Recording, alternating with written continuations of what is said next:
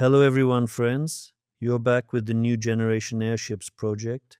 We have another podcast episode, and our long-awaited guest is Dmitry Sergeyevich Khmel.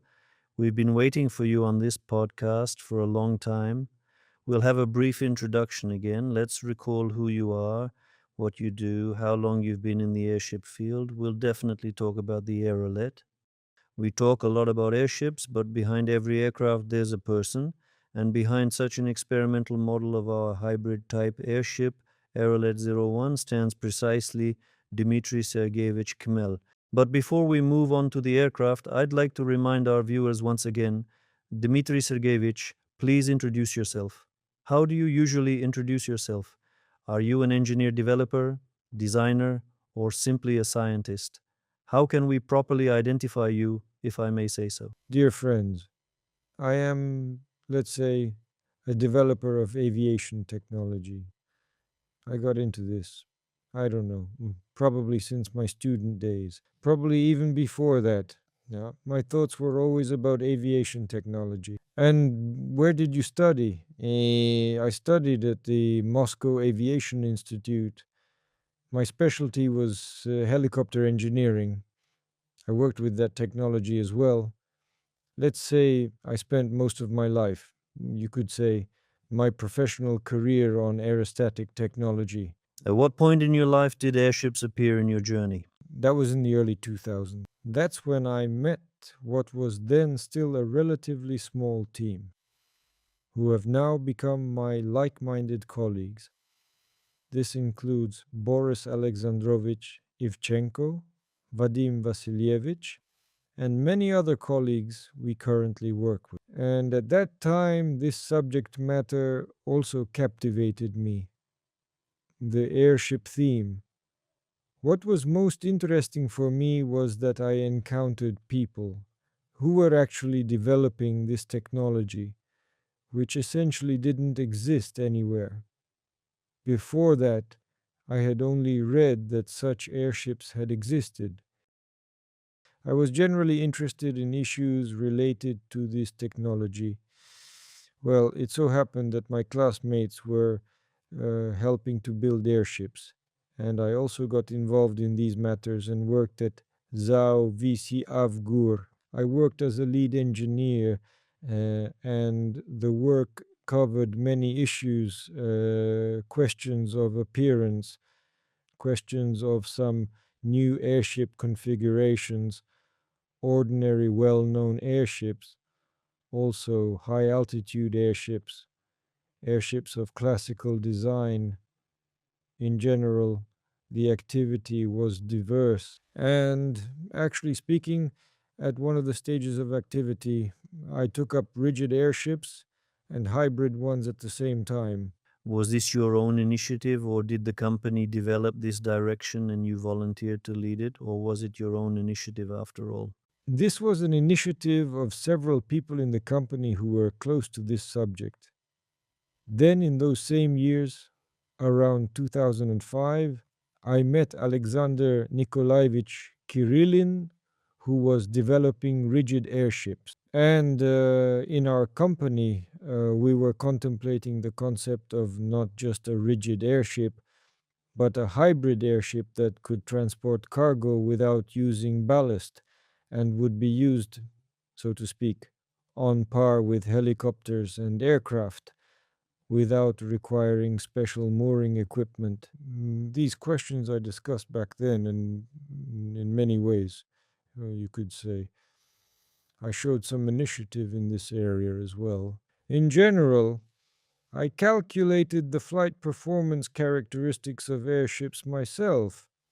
We had aerodynamicists then, and we still have aerodynamicists now, who provide the aerodynamic characteristics. There are also general configurations.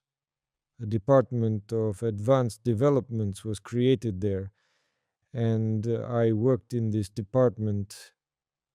It didn't come to creating actual hybrid airships, but a large hybrid airship project was thoroughly developed. But I always wanted us to start, so to speak, looking at how aircraft with aerostatic unloading would behave, which, unlike conventional airships, have greater lift force during takeoff and can lift heavy cargo. What's their dynamics like? I made models, they flew.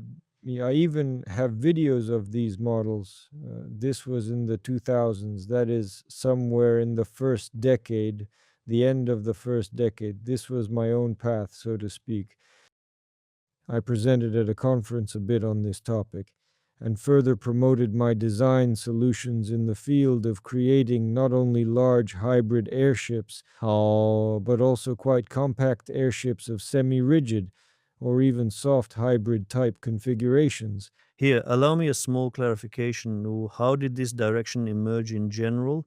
Do classical forms have any disadvantages? Why did this direction of hybrid aircraft appear at all?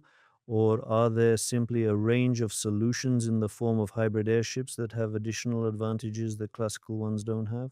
Actually, this is quite a large direction in technology, and most major firms, many large companies, have their own projects of hybrid cargo or passenger airships.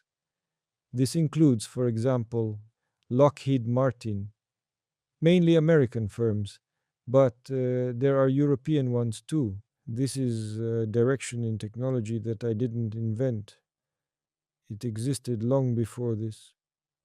In technology, let's say, the beginning of the last century, these were still conventional airships.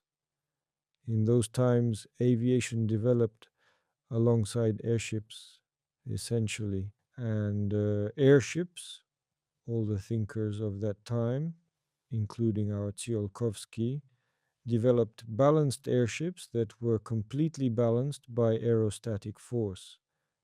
That is, these were quite serious works on balancing classical airships, and an entire generation of such airships existed, and they showed good results. At the same time, aviation was developing as well, you know, and at some point, let's say, not that it crossed out the development of airships, but aviation became the main focus.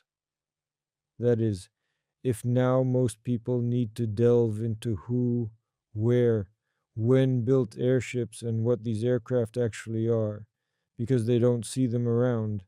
But with airplanes and helicopters, modern people encounter them constantly, and the development of aviation technology has advanced significantly over these years, since the mid last century. Powerful propeller engines appeared, not to mention jet aviation, which concerns high speeds, in which, of course, aviation and helicopters surpass airships in speed. But at the same time, those achievements that were associated with large airships, enormous ones, built even before mid century, in the 30s of the last century, airships that could lift dozens, up to hundreds of tons of useful cargo. Their total mass was greater than any aircraft of those times, and the overall floating mass. These achievements somehow took a back seat. The technologies were, one could say, lost, and these achievements were connected with the development of airship technology. They required the work of engineers, manufacturing facilities, infrastructure, and everything else. And despite the fact that aviation also achieved large sizes and heavy cargo capacity, now engineers who work in the aerostatic field, for example, clearly understand that these advantages, the capabilities of airships to transport such cargo, they largely exceed the capabilities of helicopters and even large cargo aircraft. Moreover, the efficiency of airships, and at the same time, aviation technology with its fairly high speed, fairly high maneuverability compared to airships, like smaller dimensions. All these advantages that aviation engineers understand, people who have worked in the field of aviation, they look at this and see that they have something left from aviation. You don't just want to float in the air, you want to float more actively, so to speak. And this is when airships, in my view, will be able to take advantage of these capabilities that aircraft have, which we see now.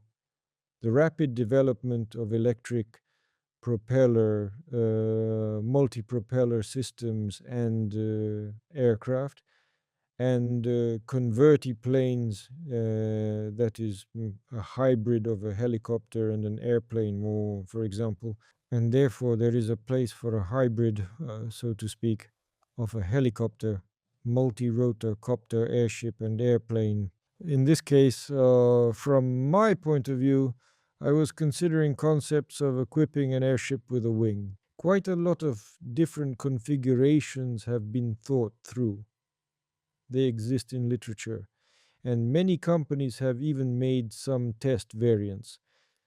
But unfortunately, the test variants that were made, even small sized ones, were inadequate. This is because most engineers work in the field of helicopters, copters, airplanes, autogyros, and there are few people like us who professionally and constantly work with this technology. That's why there hasn't been a good hybrid airship.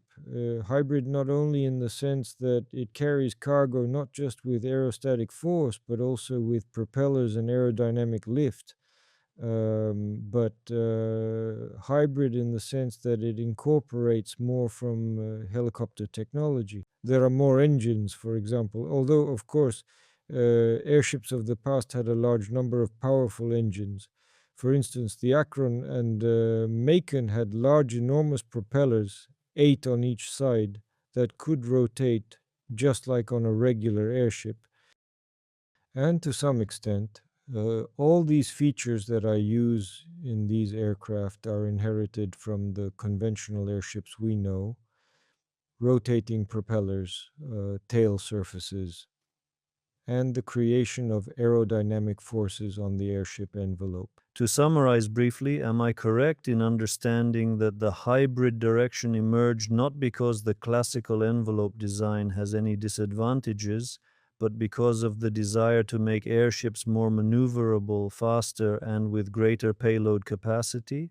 That's correct. And besides that, it emerges due to the fact that the airship envelope has enormous dimensions in relation to other conventional aircraft, quite large dimensions, and at the same time, it is not used for generating lift force. Setting it at a small angle of attack during flight does, of course, lead to a slight increase in the airship's drag resistance, but overall, It doesn't deliver the result that the aircraft could potentially achieve.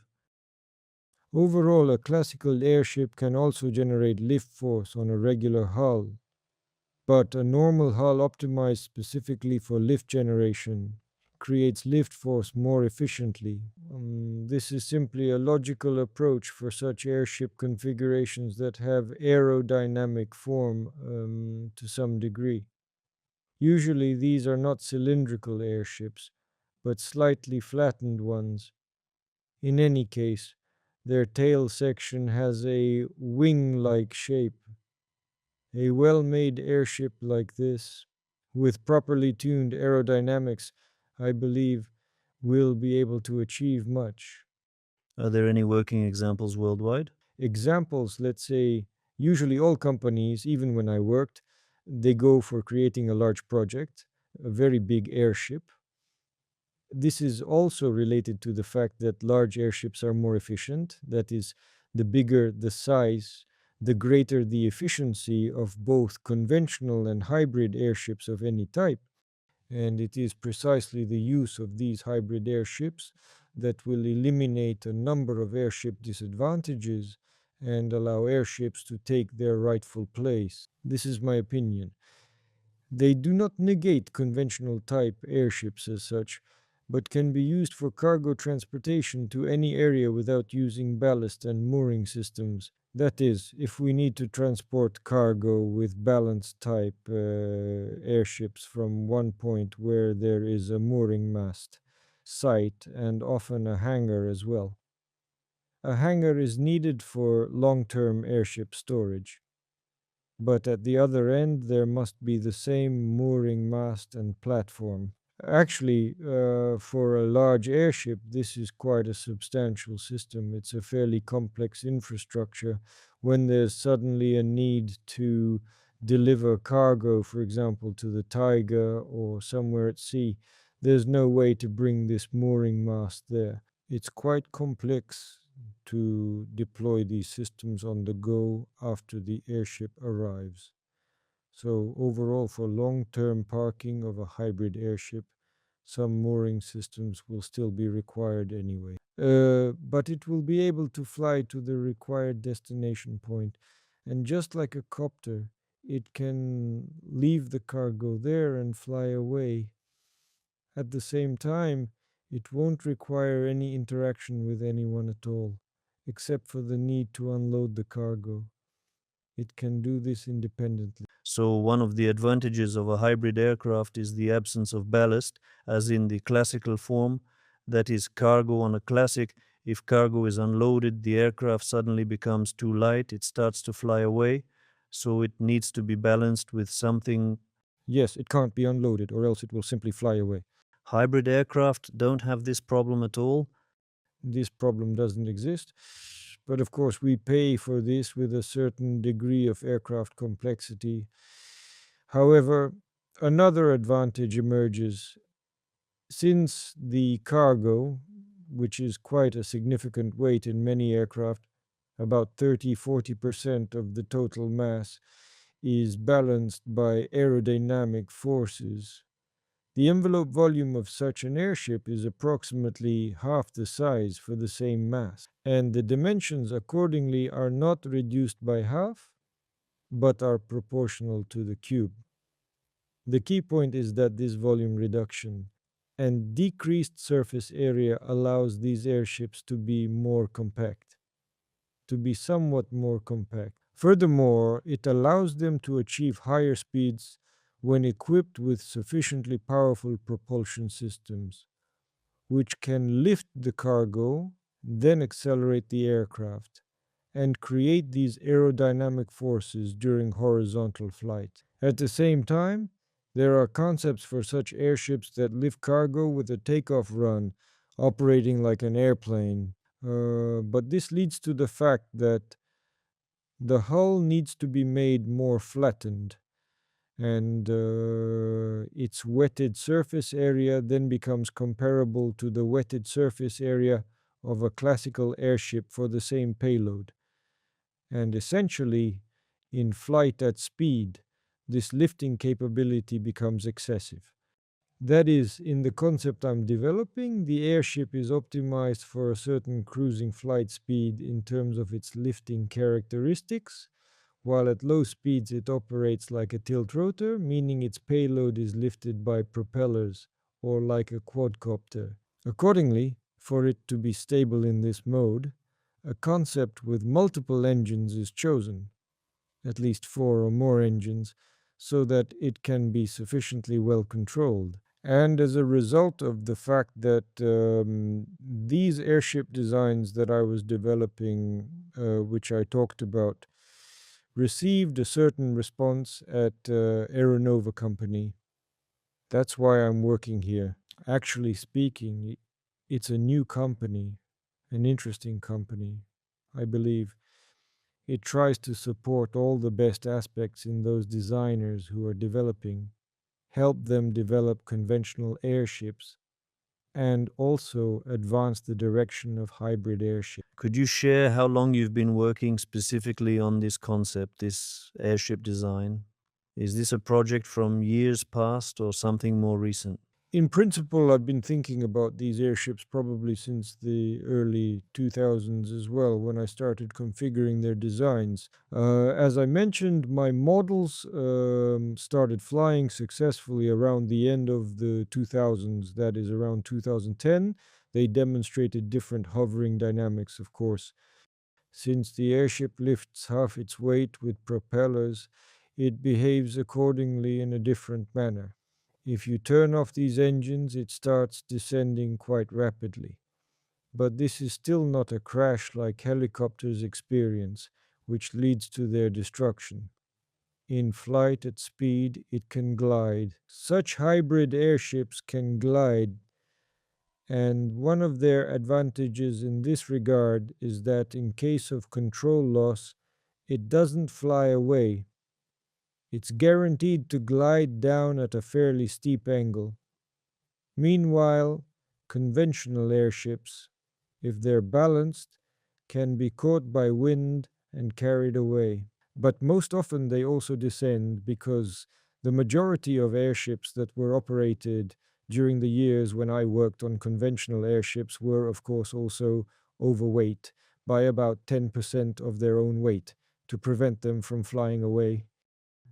In addition, an important factor determining the characteristics of airships is the amount of fuel they can carry. And the airships we developed took fuel using propellers. They were designed for slight overweight, so they carried not very large quantities of fuel. Accordingly, a hybrid type airship can change the proportion between cargo mass and fuel in one direction or another.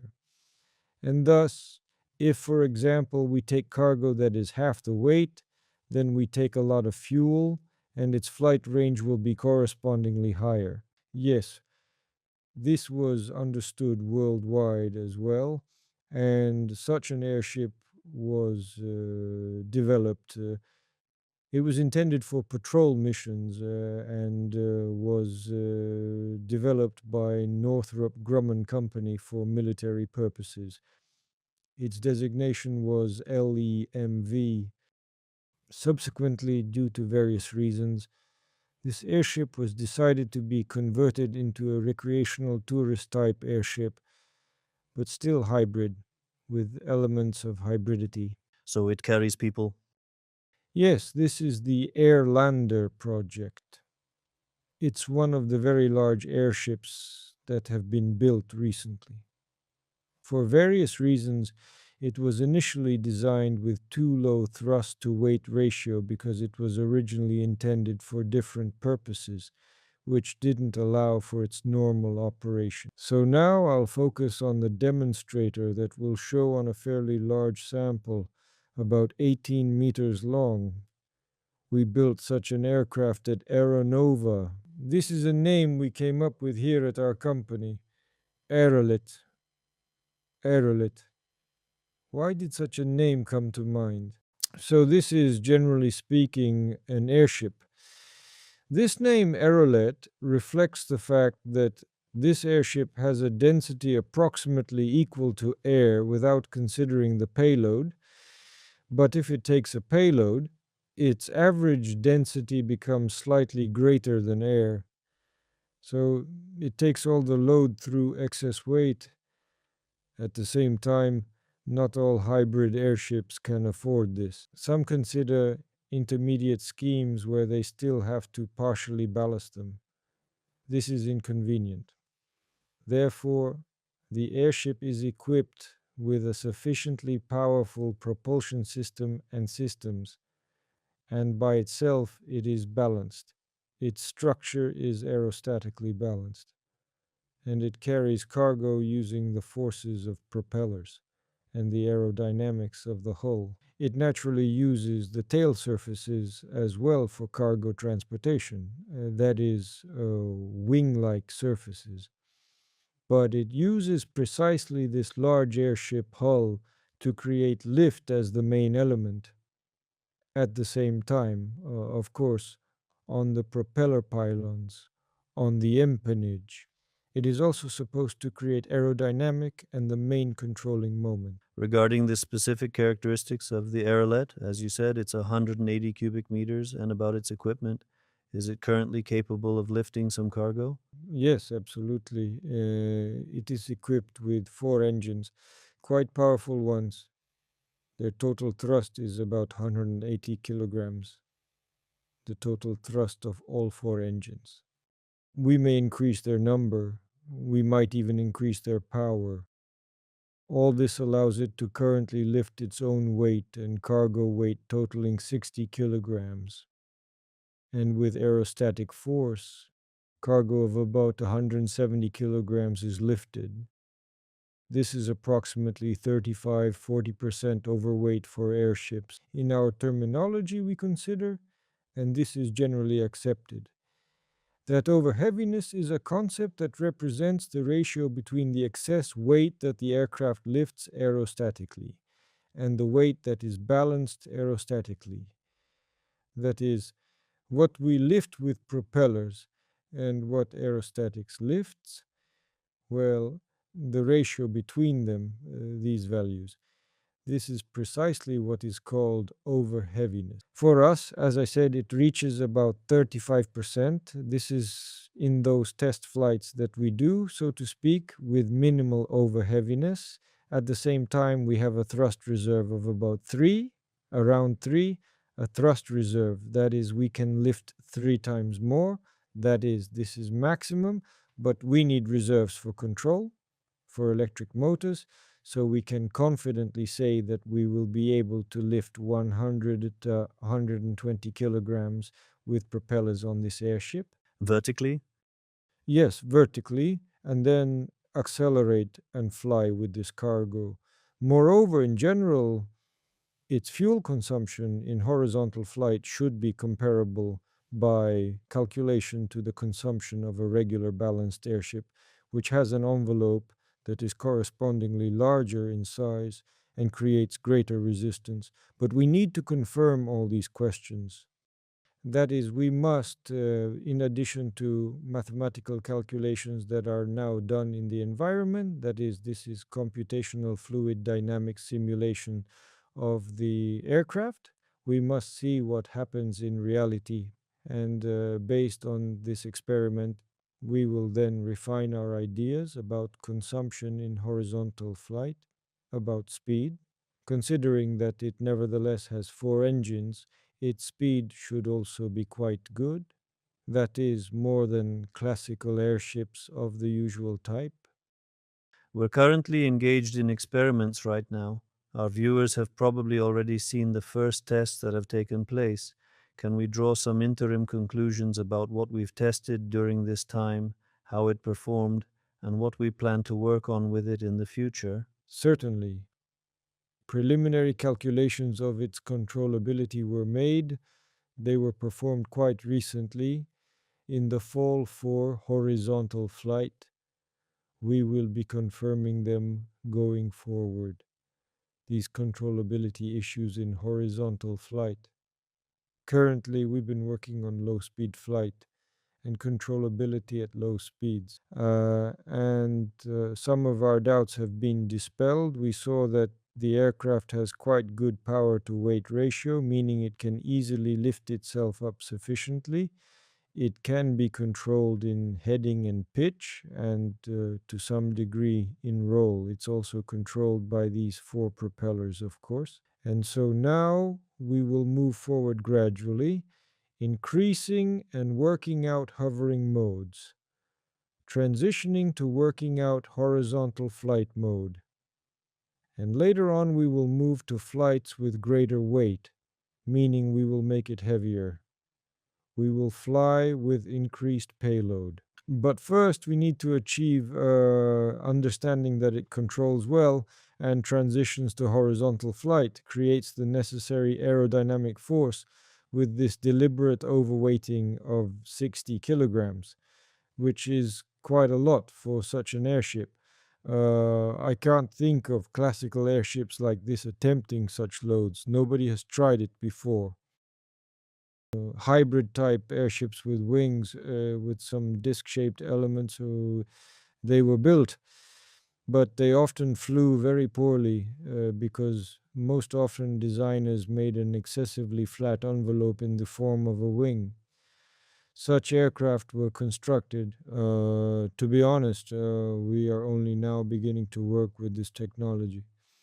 We are working with it practically. That is not just projects, but but a real aircraft. And this real aircraft can already be very useful because it can deliver cargo and unload it, even in such capacity. Of course, absolutely. Essentially, this is a cargo copter. It operates within this niche of cargo copters, but it is at least half aerostatically balanced. That means its battery mass, where the energy is, and the engine mass are aerostatically balanced.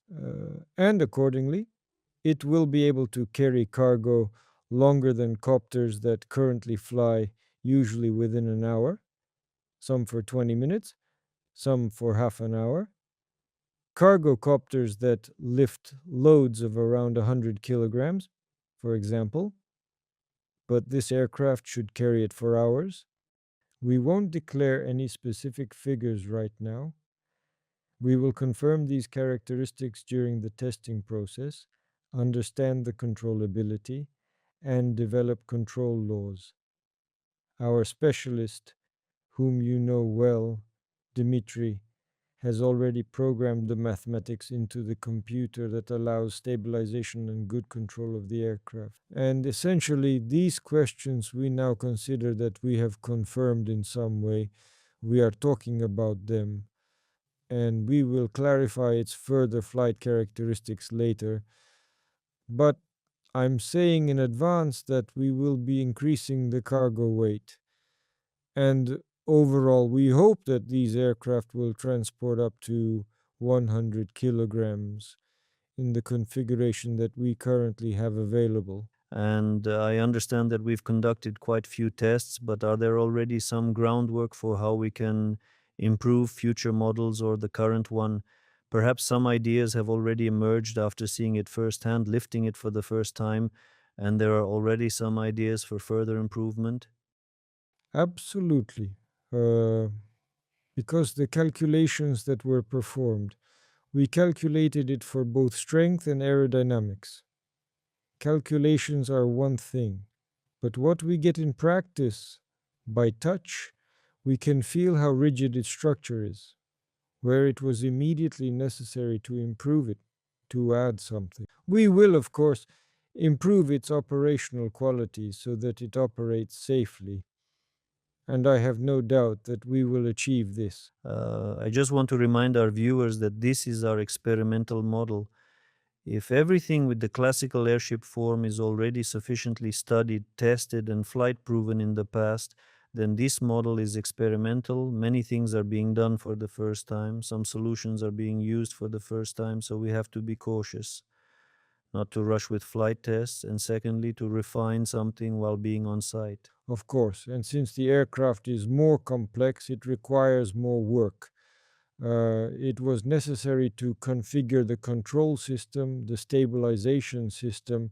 Accordingly, the engine power, its electrical systems, they are greater than those of a conventional airship. But we will, of course, also optimize it, improve it, reduce the weight of these systems and structures, and naturally explore perhaps further solutions.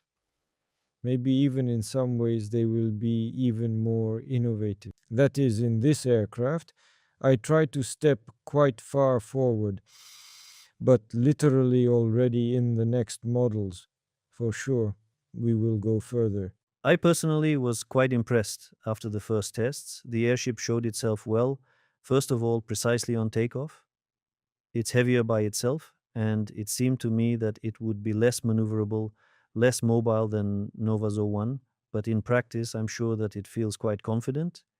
We haven't flown horizontally yet, but I'm more than confident that it will be very agile because even on vertical propellers, on vertical takeoff, it felt quite confident and mobile. So I'm already eagerly waiting for when we transition to horizontal flights. Yes, I also want to move forward. Of course, we all want this. But we need to gradually work through all these issues. We still have many structural shortcomings, things that we need to complete and refine, and only then can we fly faster.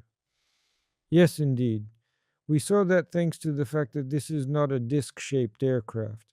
This is an aircraft with a cylindrical envelope. It has aerostatic stability, practically the same as the classic ones. Yes, the same as Nova Zo 1, and it behaves stably. What Gennady noted, but what our pilot felt, it's quite stable, but at the same time, thanks to having more engines, there's the possibility to control it. And I hope there will be the possibility to increase its flight speed.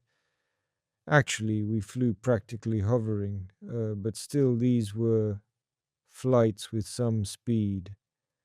This airship should already gain the necessary lift at relatively low speeds. That is 10, at most 15 meters per second. We flew at a speed of maybe 5 meters per second, so we've already covered half of this path, so to speak. When we accelerate it more, we'll tilt the engines forward and the aircraft will accelerate to the necessary speed. By the way, I saw a question in the chat some partners asked, and it's also interesting. Are there plans to build similar hybrid aircraft of larger size in the near future? And another interesting question from me, will the airship shape remain the same or will it be modified? Or depending on the specific task, can the shape change? Or is this already an established concept that will be applied in the future? Well, of course, we first need to understand how well the results of our flights and tests will match our calculations. According to the calculations that were conducted, this shape is quite sufficient for flights at high speeds, around 100 kilometers per hour and above, for the airship to carry a neutral buoyancy mass. That is to achieve around 100% lift efficiency.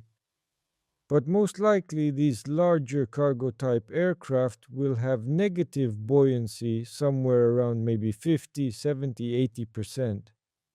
We'll be able to establish this boundary now when we understand how controllable the airship is, how well it behaves, and how feasible it is in general to have such negative buoyancy. Overall, of course, this is a technology demonstrator for creating large airships that will be able to transport not just 60 kilograms, but dozens of tons, or, well, at least several tons. These airships will still be smaller in size. Our airship that was built by our AU-30 team, where Vadim Vasilievich was the chief designer of the airship. This airship weighs approximately around 1 ton. It lifts cargo, ballast, systems, roughly the same dimensions, but with more powerful, heavier engines. Accordingly, with a takeoff weight approximately equal to somewhere around 8 tons, but with the same dimensions, a hybrid airship will be able to transport around 3 tons. That is, roughly 3 to 4 times greater payload capacity with the same dimensions. I hope we can achieve this, but these are steps that require serious investments. We need to first understand what we can get with a small airship. Overall, now, we'll only be able to understand the efficiency and quality on large-scale airships. At minimum, these are airships in the 50 to 100 meter range and larger. On such airships, we'll already be able to carry large cargo loads and achieve higher speeds. And of course, these are serious projects requiring substantial investments of funds, effort, materials, and more powerful propulsion systems, making the aircraft more complex and expensive, but correspondingly, its functionality should be better. Does the envelope shape remain the same in this case? The lifting envelope shape. Yes. Its geometry will most likely be improved. That is, if we realize that we haven't achieved the necessary streamlining, we will make improvements. If we realize this based on test results, Yes, of course. In many ways, I think the Aerolet actually looks better now than airships like the Airlander for example. If you look at the Airlander from behind, it brings a smile to many people's faces, creates certain associations, and so on. It's quite difficult to speak about the aerodynamic efficiency of such a distinctive shape. Nevertheless, the Airlander, being a large airship, should have decent aerodynamic characteristics overall. In our case, we will strive to create an airship with high aspect ratio, low drag, essentially an airship with superior aerodynamic quality. I would like to try not to compromise this aerodynamic quality with large protruding parts. We will strive to make it sufficiently streamlined, unlike many other projects with hybrid airships, where these issues are given less attention. They economize on this, let's say. What do you think are the challenges we'll face specifically with hybrid airship designs? Or perhaps some difficulties you've already encountered that don't exist in classical airships but are present in hybrids? Are there any particular Achilles heels? Airships that need to lift the entire cargo load with their propellers naturally require more powerful propulsion systems. This all requires more complex construction.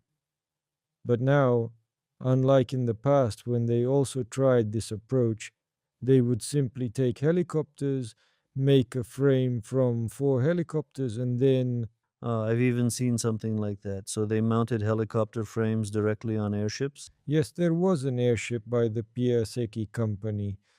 They built a Vrtostat. And each one had a pilot inside. That was one such attempt, and it was poorly thought out.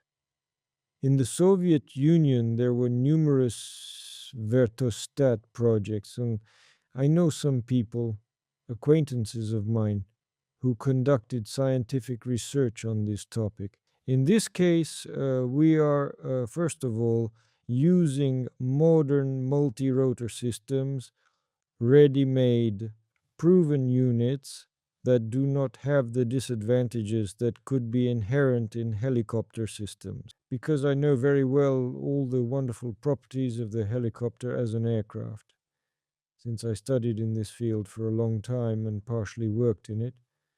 But there are also disadvantages there, vibrations, and generally quite a heavy transmission weight, and so on. We are now leaving all this behind us because there are electric systems, electric propeller drives available, these units. We use them, and actually, we plan to do the same in large aircraft as well. There we will use not only batteries but also hybrid power plants, of course. It seems to me, by the way, that probably in manufacturing envelopes, the manufacturing process is more difficult. If the classic methods are already well established, how is the manufacturing process? Are there any difficulties or nuances? Yes, of course. The envelope shape is more complex. It has a lifting form, a flattened tail, but this is achieved without problems. We have achieved a practically smooth envelope without any bumps. Mattresses, to some extent, there's no significant harm in having such bulges in the envelope. But overall, of course, its structural qualities are something new, something we had to create, something we developed. We calculated it, and we will certainly continue to refine it. On larger aircraft, we will use stronger materials, of course. Right now, on this small airship, we simply cannot use thick and more durable envelope material. Consequently, we will be able to ensure higher pressure in the envelope. This will allow the airship to better carry everything it's supposed to carry, as they say. But even now, incidentally, this has been sufficiently confirmed by flights. Ground operations show that the envelope withstands the loads distributed on it. I tried in this design to distribute loads evenly across the envelope, not concentrate them in the center of the airship, but rather spread them out.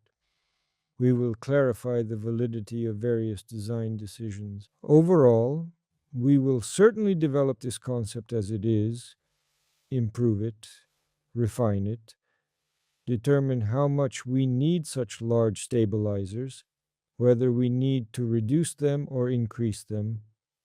All this will become clear from the test results. Dmitry Sergeyevich, we often use the term hybrid aircraft, and you've already partially touched on what the hybrid nature of this aircraft means. Could you explain in simple terms for an uninformed viewer what the hybrid nature of an airship of this configuration means? This concept implies that the airship is not fully balanced aerostatically, and it must lift part of its weight using propellers, using aerodynamics, the aerodynamics of the hull, wings, tail surfaces, and so forth. Usually, we know that if an airship is filled with air, then it's essentially not an airship anymore, right?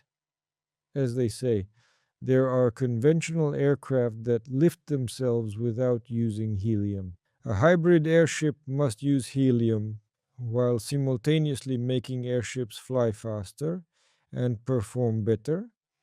That's how I see the goal of these various airship projects. Actually, I don't really like the word hybrid.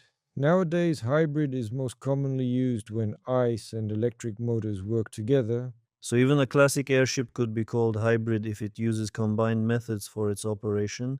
No, it can't be called hybrid. You could say it has a hybrid propulsion system. That's more correct. That would be right. Well, if we put it in really simple terms, such aircraft with unusual shapes have the advantage of a regular airship through its aerostatic lift, as well as the advantages of an airplane through its streamlined form, which allows it to support additional weight aerodynamically. Yes, exactly, not so much streamlined, but rather of a lifting shape of the envelope and accompanying tail surfaces, wings, and other aerodynamic elements. Thanks to this, it can quite easily become.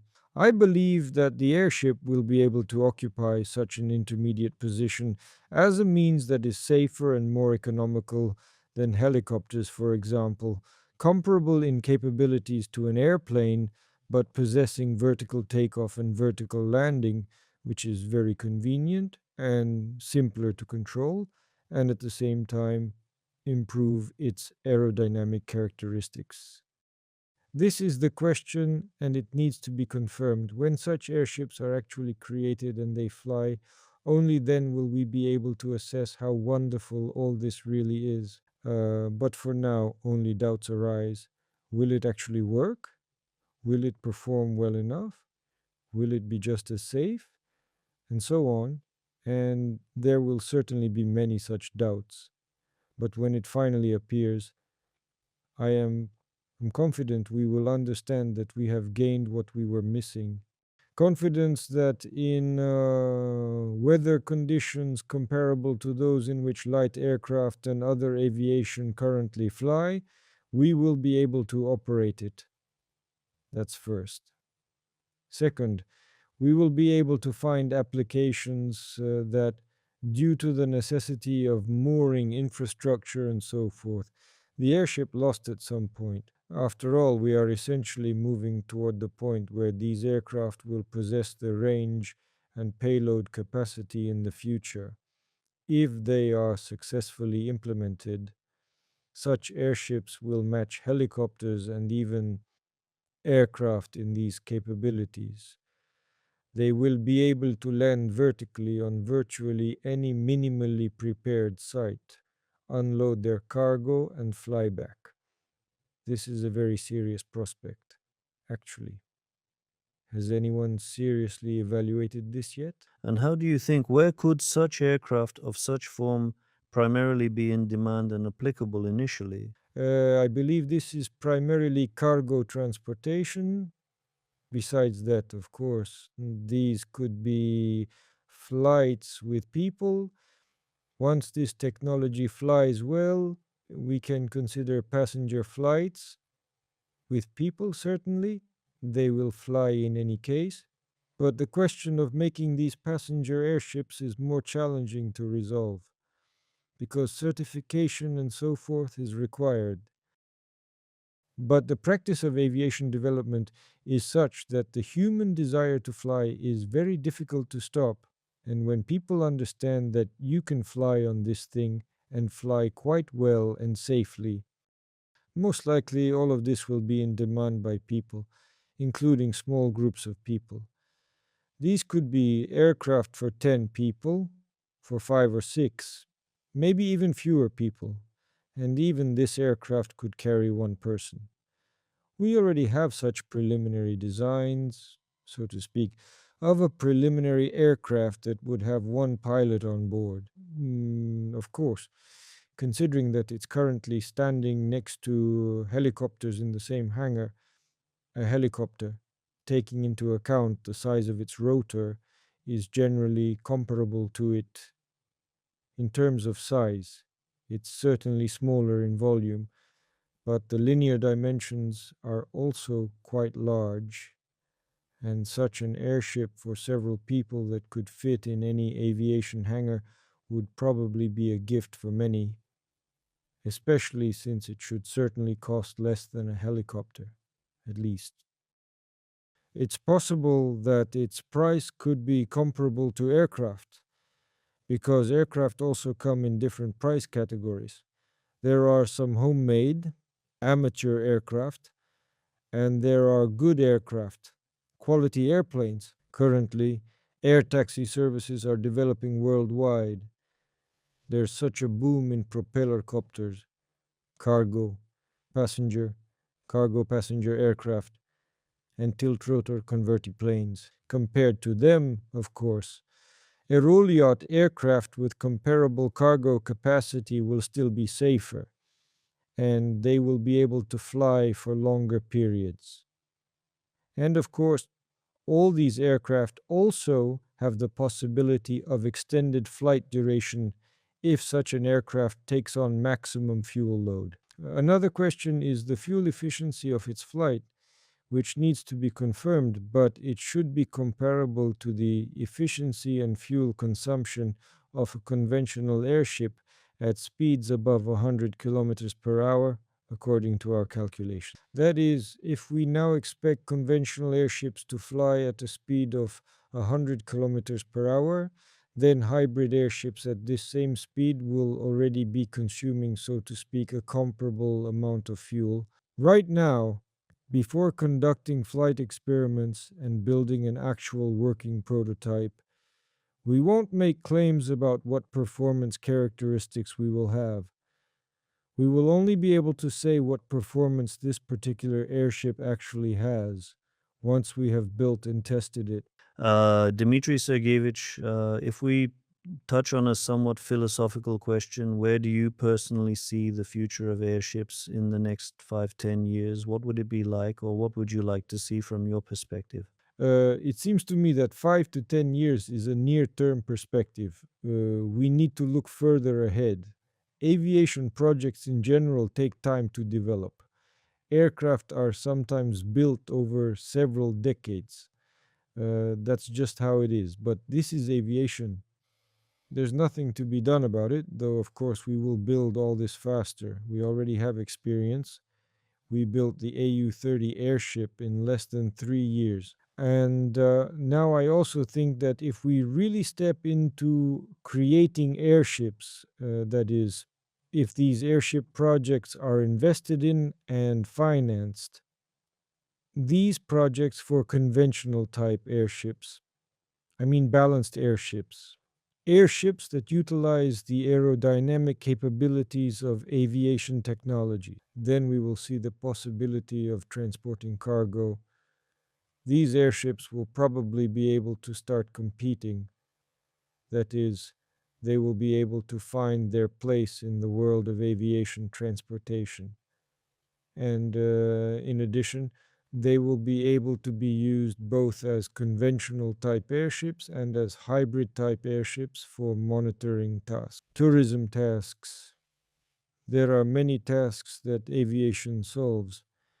Helicopters are also often used for flyovers and territorial control. I think airships will be able to take on these responsibilities. And of course, these huge distances that separate us will allow, I think, over time to strive for people, thanks to airships and perhaps other aviation means, to be able to move beyond megacities and step into the world. Because now we are increasingly concentrating in megacities. Yes, this provides certain conveniences, but we lose the world in the process. But airships and other means of transportation, and perhaps even primarily airships, could allow people to travel, allow people to live differently, taking into account this transportation accessibility. This especially applies to Russia, of course, which has simply vast, enormous expanses. These territories are unexplored, and simply studying them, for example, using airships, is also very interesting. Yes, let me expand the geography. It's actually pleasant to see that there's currently a certain trend worldwide in airship construction because many countries and major companies have now taken up this direction. We see that quite a lot of different types of airships are appearing in China, both classical forms and those with onboard generators that allow electricity generation. Sergey Brin is building. There's a certain trend that the world already needs such technology, is trying to develop in this area, and some solutions are already emerging amid current developments. Modern solutions, technologies, and materials allow making this into a truly modern and efficient machine. I fully support this because we have the whole world before us, an entire planet, oceans, where these airships will be able to. They were once operated over oceans, so there's no need to be afraid. But for this, we need good airships, and they will undoubtedly open up this world of travel, exploration, and application. In general, humanity has finally earned airships. I believe we're approaching a period when humanity can afford this and finally experience. We ourselves felt this deeply, communicating with many people, that people genuinely want to see the world from an airship. They want to use airships for tourism purposes, for example. These can be classical balanced airships, and hybrid ones too, of course. Air yachts will definitely find their proper application. Cargo transportation is an urgent necessity. Moving huge loads that neither helicopters nor aircraft can transport. They simply don't fit. For example, wind turbine blades, large equipment units. These requests have been constant throughout my entire career. We need to deliver 100 tons there, for instance. Quickly give us an airship. The main thing is that we finally understand that we can do this. I think that period will come. Well, if we touch on the specific stages we're going through now regarding Aerolet, what are our next steps? What plans do we have? What should we and viewers expect soon? We have now completed the first stage of preliminary flight testing of the airship. Now we still need to work on the aircraft and begin actual flight trials, gradually increasing speed, then the weight of the aircraft, improving its design. Currently, some components are being refined, some structural beams designed last year that we want to replace. We simply don't have enough time, energy, and resources for all of this. But we have already designed and calculated everything. The use of composite materials lies ahead for us, and the implementation of ducted propeller systems is also anticipated. Unmanned piloting. We are currently training our algorithms to make the aircraft fully independent from human factors, so to speak. Yes, Dmitry works extensively and successfully in this area of control systems. And essentially, all this will make piloting convenient and understandable. Autonomous, meaning it will be an automated control system, fully controlled by the onboard computer remotely, via the internet or directly, one way or another. So all these issues and nuances that arise in airship control systems need to be taught and learned by the automated system. Because an airship is certainly simpler to control than an airplane or helicopter, but there are still nuances. The airship requires constant course correction in flight. It's not as attention demanding as piloting a helicopter, but there are still nuances, so to speak. A piloted airship, and with the help of an automatic system, we will have to learn how to control it properly. By the way, not so long ago, I visited our guys who are working on an airship control application. And in the future, this will be quite convenient. That is through some tablet computer, special application. Coordinates are specified. The task is assigned to the airship, and it already automatically exits the hangar in an automated mode, takes off, picks up cargo, delivers it, returns, parks. This is that very 21st century modern solution that allows us to make modern, efficient airships. Of course, this future is coming to us. It has already arrived in the field of unmanned systems, which now, thanks to this, is finding more and more applications. And all this future goes together with airships. Dear friends, we have essentially taken the first steps in testing the aerolet now. That is, we brought it to flight condition. Therefore, we have a lot of work ahead of us, which we will go through. We hope that we will successfully conduct flight tests of the aerolet.